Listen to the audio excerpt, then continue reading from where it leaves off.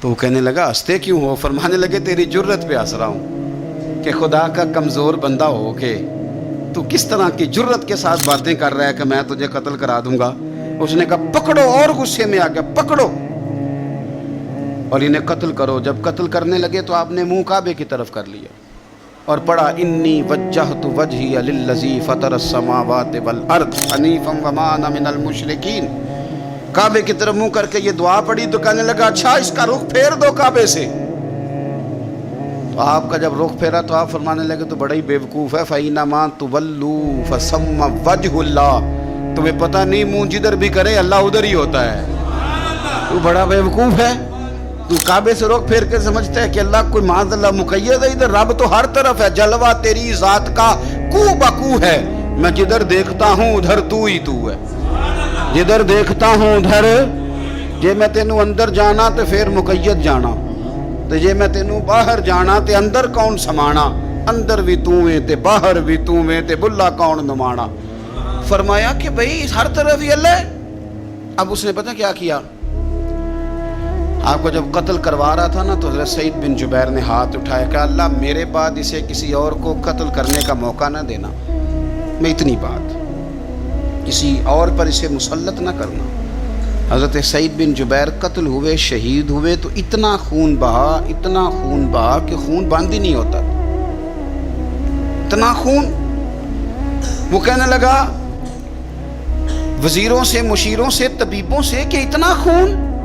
تو وہ کہنے لگے بادشاہ یہ خون بتاتا ہے کہ یہ بندہ تجھ سے ڈر کے نہیں مرا، ورنہ تو تلوار بندے کے قریب آتی ہے تو خون خشک ہوتا جاتا ہے، ورنہ تو حکم ہوتا ہے سزائے موت کا تو لوگوں کے کپڑے ڈھیلے ہو جاتے ہیں، جسم کمزور ہو جاتا ہے۔ یہ بندہ نہ ڈر تھا اس لیے اتنا اس کا خون نکلا ہے کہ اسے کوئی ڈر نہیں تھا۔ حضرت سعید بن جبیر کو قتل کرنے کے بعد نا حجاج بن یوسف 15 دن زندہ رہا ہے، صرف 15 دن۔ کینسر ہو گیا پیٹ میں، اتنی تکلیف ہوئی کہ جس بیماری کو آج آپ کینسر کہتے ہیں کہ کسی کی سمجھ میں نہیں آتا تھا۔ طبیب گوشت کی بوٹی ڈالتا تھا دھاگے کے ساتھ پیٹ میں تو باہر آتی تھی تو وہ گل سڑ کے باہر نکلتی تھی، اس کے اپنے بھی اس کے کمرے میں نہیں جاتے تھے۔ او یارو، ظلم کرتے ہوئے لوگ سوچتے نہیں کہ اس کا حساب کتنا بھیانک ہوگا۔ رات کو چیخ مار کے اٹھتا، گھر والے کہتے تجھے کیا ہوا؟ وہ کہتا تھا جب بھی میں سوتا ہوں تو سعید بن جبیر میری خواب میں آتے ہیں اور میری ٹانگ پکڑ کے گھسیٹتے ہیں تو میری آنکھیں کھل جاتی ہیں، یہ جو بد دعائیں ہیں یہ تمہارے بستر تک تمہارا پیچھا کرتی، یہ نیندوں میں سوراخ کر دیتی۔ لوگ کہتے ہیں پتہ نہیں کیا بات ہے سویا نہیں جاتا، تو میں کہتا ہوں پتہ کر لو، شاید کو بات نکل ہی آئے، پتہ کر لو، دیکھ لو، غور کر لو، توجہ کر لو، شاید کو بات نکل آئے۔ اگر نکل آئے نا تو پھر توبہ کر لو، اور اگر نکل آئے تو پھر معافی مانگ لو، اگر نکل آئے تو پھر اللہ سے ڈر جاؤ، اگر نکل آئے تو پھر احتیاط کر جاؤ۔ لیکن باتیں نکلنے پر بھی ہم ماننے کو تیار، تو یہ مت سمجھیں کہ جب انسان کسی کا ظلم کرے گا تو وہ چین کی نیند سوئے گا۔ یہ ہو سکتا، جیسا کرو گے پھر ویسا، جیسا کرو گے پھر ویسا۔ مجھے بڑی ایک شخص کی، اور میں اس بندے کو داد دیتا ہوں، اس نے بڑی اعلیٰ ایک دفعہ بات کی۔ مجھے کسی نے بتایا کہ یہ فلانا آدمی اپنے باپ کا بڑا سخت نافرمان ہے، تو میں چلا گیا اور مجھے پتہ چلا کہ وہ بیچارے جو ہیں اس کے والد وہ تکلیف میں ہیں، تو میں نے جا کے ان سے کہا کہ آپ مہربانی کریں اس بچے سے کہ اپنے ابے کو راضی کر۔ تو مجھے کہنے لگا پیر صاحب آپ کے آنے کا شکریہ، پر یہ جو کر رہا ہے ٹھیک کر رہا ہے۔ میں نے کہا کیوں؟ کہنے لگے میں نے اس سے بڑھ کر اپنے ابا کو ستایا، یہ ٹھیک کر رہا ہے۔ وہ روتا تھا شخص، وہ روتا تھا، کہتا تھا میں نے اس سے زیادہ زیادتیاں کی، تو یہ جو میرے ساتھ کر رہا ہے نا یہ صحیح کر رہا ہے۔ یہ میری بہو کے سامنے جب مجھے برا بھلا کہتا ہے تو یہ میری سزا، یہ میرا بنتا تھا، میرے ساتھ ہونا چاہیے تھا۔ یہ اپنے بچوں کے سامنے جب میرے ساتھ سخت رویہ اختیار کرتا ہے تو یہ جو ٹھیک کر رہا ہے جو بھی کر رہا ہے۔ لیکن میں نے اس کے بیٹے کو کہا، میں نے کہا پتر جہاں تیرا والد آج کھڑا ہے تو بھی کل یہیں کھڑا ہونا چاہتا ہے، تیرا بھی ارادہ ہے کہ اسی جگہ قیام کل تجھے کھڑا کیا جائے اسی کٹہرے میں؟ کہنے لگا نہیں۔ تو میں نے کہا پھر تو اللہ پہ چھوڑ، تو کس چکر میں پڑ۔ آپ یقین کریں، آپ سکون دیں، دل پہ ہاتھ رکھ کے اپنے آپ سے پوچھ لو کہ ماں باپ جن کے چلے گئے وہ راضی گئے، نہ کسی کو بتانا، نہ کسی سے ذکر کرنا، اپنے آپ سے پوچھ لو، اگر وہ راضی نہیں گئے تو پھر قبروں پہ جاؤ، پھر ان کے لیے دعائے مغفرت کرو، پھر قبر پہ ہی بیٹھ جاؤ، میرا رب تو وہاں بھی تمہاری صلح کرانے کو تیار ہے، وہاں بھی کرم کر دے گا اللہ۔ اور جن کے موجود ہیں وہ تھوڑی غور کر لیں، وہ ایک دفعہ پلٹ آئیں، واپس آ جائیں۔ آپ جب کسی سے پیار کر رہے ہوتے ہیں بوڑھے سے، تو آپ اپنا بڑھاپا محفوظ کر رہے ہوتے ہیں، جب آپ قدر کر رہے ہوتے ہیں تو آپ اپنی قدر کے لیے آنے والا اپنا مستقبل محفوظ کر رہے ہوتے ہیں۔ اپنی زندگی کے لب و لہجوں پہ، اٹھنے بیٹھنے پہ غور کرو۔ میں بڑی ذمہ داری سے کہتا ہوں، ادھر دیکھنا میری طرف، بیٹیاں بڑی پیاری ہوتی ہیں، اور ان کے سسرال سے جب ٹیلی فون آتا ہے نا، اور یہ رو پڑتی ہیں کہ ابا جان بھائی جان میں تکلیف میں ہوں، تو آپ یقین کرنا کہ پھر نا شاید زندگی میں بندہ اتنا مجبور کبھی نہیں ہوتا جتنا بیٹی کے فون پہ ہو جاتا، کر بھی کچھ نہیں سکتا اور رہ بھی نہیں سکتا، تو پھر تھوڑی نیکی نہ کر لیں، جس بیٹی کو ہم گھر لائے ہیں اس سے پیار شروع کر دیں، ہم اس کی غلطیوں کو معاف کرنا شروع کر دیں تاکہ کوئی ہماری بیٹی کی غلطیوں کو بھی معاف کرنا شروع کر دیں۔ یہ سودا ہم کیوں نہیں کرتے؟ میرے نبی پاک علیہ السلام نے فرمایا تو رحم کر، اللہ تیرے اوپر رحم کرے گا۔ تو ہم کیوں نہ یہ کام شروع کریں کہ جو ہمارے ہاں ہے اس کے ساتھ اپنا رویہ ٹھیک کر لیں، تو پھر دیکھیں معاملات کتنے تیزی کے ساتھ بہتر ہوں گے۔ تو میرے عزیز، یہ مکافات عمل ہے، بڑی جلدی حساب دینا پڑتا ہے، بڑی جلدی، اور ایسے ہی لمبا وقت نہیں بیتتا، بس تھوڑا سا۔ بخاری شریف میں حضرت خباب بن ارت رضی اللہ تعالیٰ عنہ ایک صحابی ہیں، غریب آدمی تھے، اللہ نے کرم فرمایا، مدینے والے رسول کا کلمہ پڑھ گئے، اور یہ وہ خوش قسمت آدمی ہے جنہیں کبھی کبھی میرے نبی پاک خود ملنے تشریف لے جایا کرتے۔ میں نے سنا ہے وہ بن سنور کے میری عیادت کو آ رہے، تو کبھی کبھی نہ کبھی کبھی حضور بھی سرکار بھی چر ہویا نا مینوں ترلے لیندے آ تے کدی موڑ میرے ول واگا تے خواب میری چ ایک وار جیاویں میں ساری عمر نہ جاگا۔ تو سرکار کبھی کبھی جاتے، اور یہ وہ صحابی، یہ دو بندے ایسے تھے صحابہ میں جن کو حضرت عمر اٹھ کے ملتے تھے، اور جب یہ دو لوگ آتے تھے تو عمر اپنی جگہ پہ بٹھاتے تھے، ایک حضرت خباب اور دوسرے سیدنا بلال، فرماتے تھے انہوں نے تکلیفیں سہی ہیں دین کے لیے۔ حضرت خباب لوہے کا کام کرتے تھے، ان کی مالکن عمار بڑی سخت عورت تھی، لوہے کا کام کرتے تھے، حضور صلی اللہ علیہ وسلم کا کلمہ پڑھ گئے۔ ایک دن مالکن کو پتہ چل گیا کہ یہ تو دین اسلام میں چلا گیا، تو وہ آئی بڑے غصے میں باولی ہو کر، اور آپ نے رکھا ہوا تھا وہ لوہے کی سلاخ آگ میں رکھی ہوئی تھی، تو اس نے جلدی سے وہ سلاخ اٹھائی اور جناب خباب کے سر پہ رکھ دی۔ جلتی ہوئی سلاخ وہ آگ کا انگارہ بن جاتی، جل گیا سر مبارک، بڑی تکلیف میں آئے میرے رسول پاک صلی اللہ علیہ وسلم کے حضور، عرض کی حضور میں تکلیف میں ہوں، میرے لیے دعا فرمائیں۔ حضور نے کیا جملے کہے، قربان جائیں مدینے والے کی دعاؤں پر، حضور کی دعاؤں پر بھی قربان۔ اور میرے اعلیٰ حضرت فرماتے ہیں جب نبی پاک دعا کرتے تھے تو دعا اوپر نہیں جاتی تھی، قبولیت نیچے آ جاتی تھی۔ خدا کی رضا چاہتے ہیں دو عالم، خدا چاہتا ہے رضائے محمد صلی اللہ علیہ وسلم۔ اجابت کا جوڑا، عنایت کا صحرا، دلہن بن کے نکلی دعائے محمد، اور اجابت نے جھک کر گلے سے لگایا بڑی ناز سے جب دعائے محمد صلی اللہ علیہ۔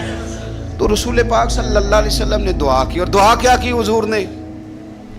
نبی پاک نے دعا دی، اے اللہ میرے خباب کی مدد فرما، اے اللہ میرے خباب کی۔ دعاؤں کا رنگ ہوتا ہے اگرچہ ہمیں نظر نہ بھی آئے، تو حضور نے دعا کر دی۔ اب حضرت خباب کہتے ہیں کہ اس دعا کا رنگ میں سوچتا تھا، لیکن نا مکے کے حالات ہیں، اور زیادہ کثرت سے تعداد کافروں کی ہے، اور طاقت میں بھی کافر ہیں، اسلام پہ بظاہر غربت ہے۔ اب اس دعا کا رنگ کیسے نظر آئے؟ لیکن اگر کرم کرنے والا اللہ ہو تو پھر ضروری نہیں کہ ظاہری اسباب لوگوں کی نظر میں آئیں، پھر وہ رنگ بنا لیتا ہے، پھر وہ ساری رحمتیں خود بخود فرما دیتا ہے۔ حضرت خباب کہتے ہیں وہی میری مالکن عمار بیمار ہو گئی، اتنی بیمار ہوئی، اس کے سر میں کوئی درد اٹھا، اتنی تکلیف کہ ہر طبیب، ہر حکیم، ہر جگہ گئی، جب کوئی نتیجہ نہ نکلا تو ایک طبیب نے اسے بتایا کہ سلاخ گرم کر کے نا तो सर पे लगवाया कर, तुझे आराम आएगा। तो आप फरमाते हैं फिर एक दिन वो घर आई और घर आके मुझे कहने लगी लोहे की सुलाख अच्छी तरह आग में तपा के ना तो मेरे सर पे रख। कहते हैं लोहा तप रहा था, मैं पकड़ रहा था, उस पे सर पे रख रहा था और मदीने वाले रसूल पे दरूद व सलाम पढ़ रहा था। मैं गोया मेरी तवज्जो हुजूर की उस दुआ की तरफ चली गई जो सरकार ने फरमाई कि ये अंदाज है कबूलियत का, ये अंदाज है कि कोई जंग नहीं करनी पड़ी, कोई बहुत ज्यादा इनकलाब, बस हुजूर ने दुआ कर दी अल्लाह इसकी मदद फरमा।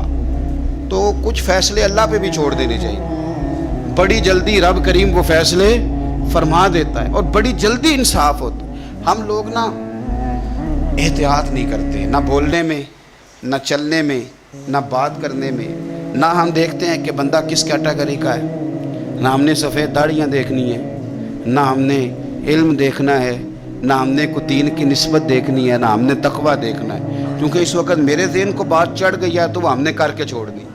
हमने स्टेटस भी नहीं देखना कि बंदा सामने जो है उसका मेयार किस लिहाज का है। और वो कहते हैं जी मैं बड़ा जज्बाती हूँ तो मैं अम्मा के सामने बोल पड़ता हूँ, मेरे से बात हो जाती है। तो मैं कहता हूँ तू बिल्कुल जज्बाती नहीं, अगर अम्मा के सामने बोल पड़ता है तो SHO के सामने भी बोल के दिखा, फिर तेरा पता चलेगा। अगर तू जज्बाती है और अब्बा के सामने तुझे गलती लग जाती है तो जज साहब के सामने भी गलती लगे ना, फिर तो तेरे जज्बात की समझ आए। लेकिन ये गुस्सा बड़ा सियाना है, तो मैं बात ठीक कर रहा हूँ और मेरी बात पे अच्छी तरह तवज्जो करें। गुस्सा हमारा बड़ा समझदार है, तगड़े बंदे पे आता, एक माड़े बंदे पे आता है, गरीब आदमी समझदार गुस्सा है। ओहो इतना ये गुस्सा अक्लमंद है, इतना समझदार है कि ये जनाब हाथ हो जाती है बात करते हुए। और मेरे अब्बा जी बड़ी सादी मिसालें कभी कभी मुझे समझाते थे तो मैं बड़ी बात को समझता था। वो कहते थे कि हम देहाती लोग भी अजीब हैं, गालियों पे लड़ पड़ते हैं और इतनी लंबी लड़ाई होती है कि बात थाने जाती है।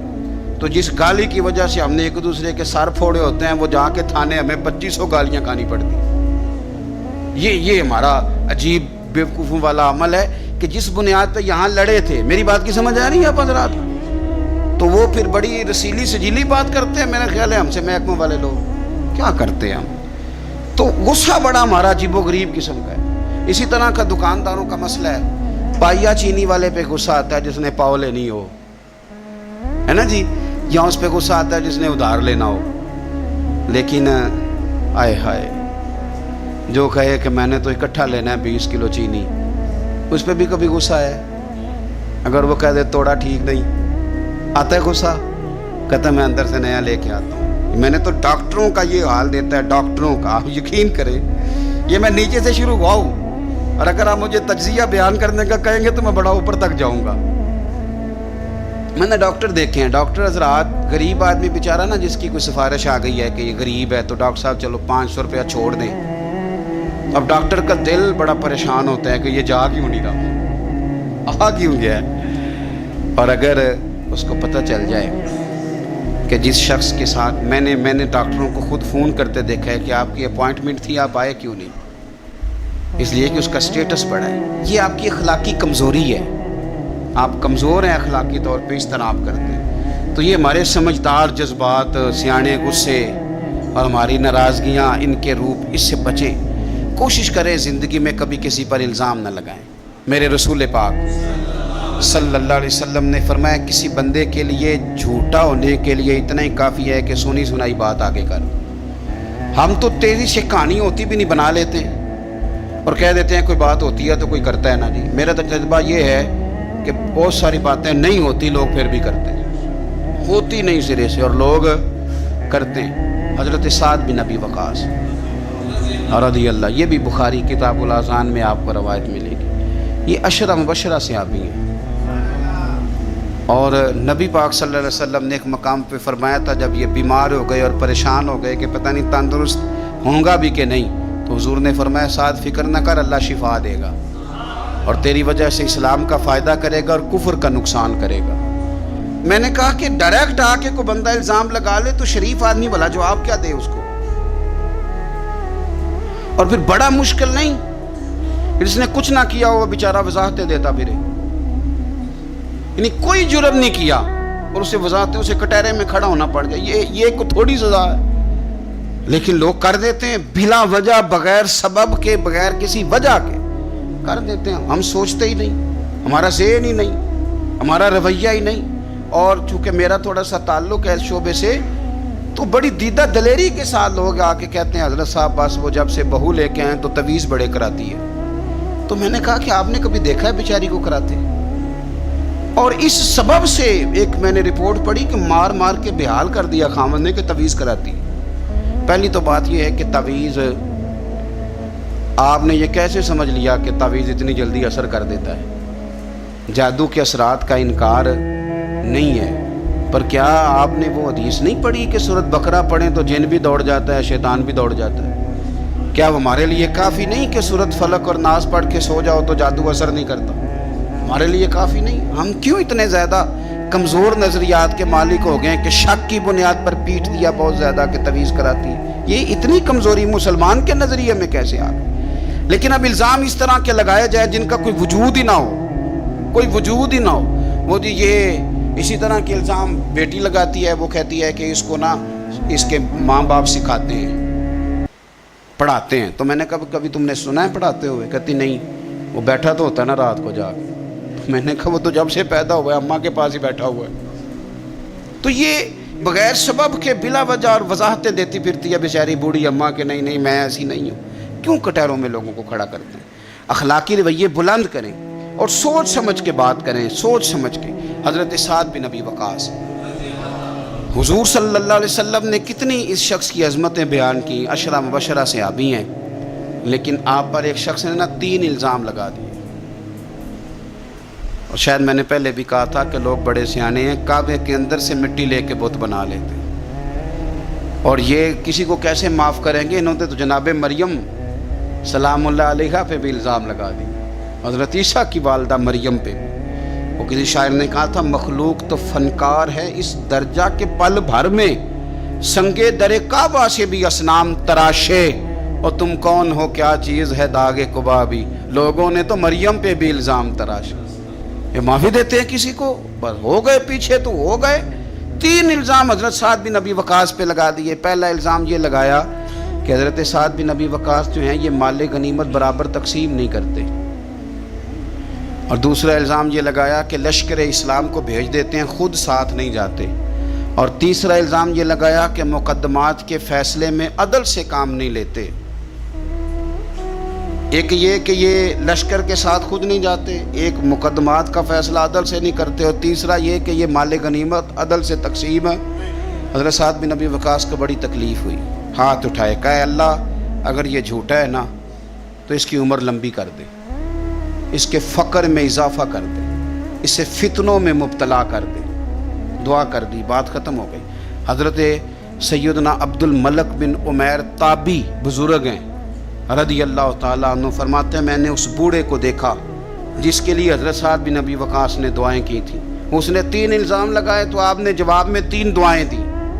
آپ نے کہا اے اللہ اس کی عمر لمبی فرما، فقر میں اضافہ کر، اسے فتنوں میں مبتلا کر. آپ فرماتے ہیں میں نے اسے دیکھا اتنا بوڑھا ہو گیا تھا، کمر جھک گئی تھی، یہ بھمیں اس کی آنکھوں پہ آ گئیں، چلا نہیں جاتا تھا. اور کبھی وہ مالدار ہوتا تھا، پر حضرت سعد بن ابی وقاص کی دعا نے اتنا پیچھا کیا کہ در در کی بھیک مانگنے پہ مجبور ہو گیا. اور بڑھاپے میں بھی اس کے فتنے کا یہ عالم تھا کہ ضعیف ہو گیا ہے، عورت کی خواہش رہی نہیں وجود میں، لیکن پھر بھی راہ جاتی عورت کو چھیڑ دیتا تھا. اور یقیناً پھر اس کی وجہ سے وہ مار کھاتا تھا چوکوں اور چوراہوں میں. تو لوگ اسے کہتے تھے کہ تو اس عمر میں بھی باز نہیں آتا. تو وہ کہتا تھا میں تمہیں کیا بتاؤں، سعد بن ابی وقاص کی دعائیں میرا پیچھا کرتی، وہ میں نے ان کو تکلیف دی تھی تو آج تک میں فتنے میں مبتلا ہوں. فتنے میں کہ میں جاتی جاتی خاتون کو پتہ نہیں مجھے کیا ہو جاتا ہے، اور پھر مجھے بے عزتی کا منہ دیکھنا پڑتا ہے اور رسوائی کا. تو کیوں لوگ بد دعائیں لیتے ہیں، اور کیوں کر کے لوگ اتنا سخت اپنے آپ کو بنا لیتے ہیں کہ وہ نیک صالح اور پاک لوگوں کے بارے میں بھی ان کے نظریات اس طرح کے ہو جاتے ہیں. خدا را زندگی میں بڑی تکلیفیں آ جائیں گی اگر ہم ان چیزوں سے نہیں بچیں گے. یاد رکھیں جیسا کریں گے پھر ویسا بھریں گے. بولیں بھی سوچ کے، چلیں بھی سوچ کے، مخالفت بھی کریں تو سوچ کے، اور اتنی جتنی کسی کی بنتی ہے. الزام بھی لگائیں تو خدا را اللہ سے ڈر کے، فٹافٹ نہیں، جلدی نہیں۔ آپ ہر چوتھے بندے کے بارے میں لوگ نہیں کہہ رہے فلانا پیسے کھاتا ہے، یہ آپ نے دیے یا آپ گواہ بنے جب وہ کھا رہا تھا، آپ نے یہ کیسے بات کر دی؟ تو ہم تیزی کے ساتھ اس طرح کے اعمال اکٹھے کر رہے ہیں کہ جو ہمارے لیے اذیت کا سبب بنیں گے۔ میرے رب نے فرمایا احسان کرو، نیکی کرو تاکہ بدلے میں تمہیں بھی نیکی ملے۔ حل جزاء الاحسان الا الاحسان، کیا ہے نیکی کا بدلہ سوائے نیکی کے؟ اپنی زندگی میں کوشش کریں کوئی بد دعا نہ لیں، کسی کو اتنی تکلیف میں مبتلا نہ کریں کہ پھر وہ رب کریم کے دروازے پہ جھکے اور ہمارے لیے وہ بد دعائیں کرے۔ اللہ کے حضور حاضر ہوں، کوشش کریں کہ بھولے سے بھی کسی شخص کو ہماری وجہ سے تکلیف نہ پہنچے۔ اللہ ہمیں سمجھنے کی توفیق عطا فرمائے۔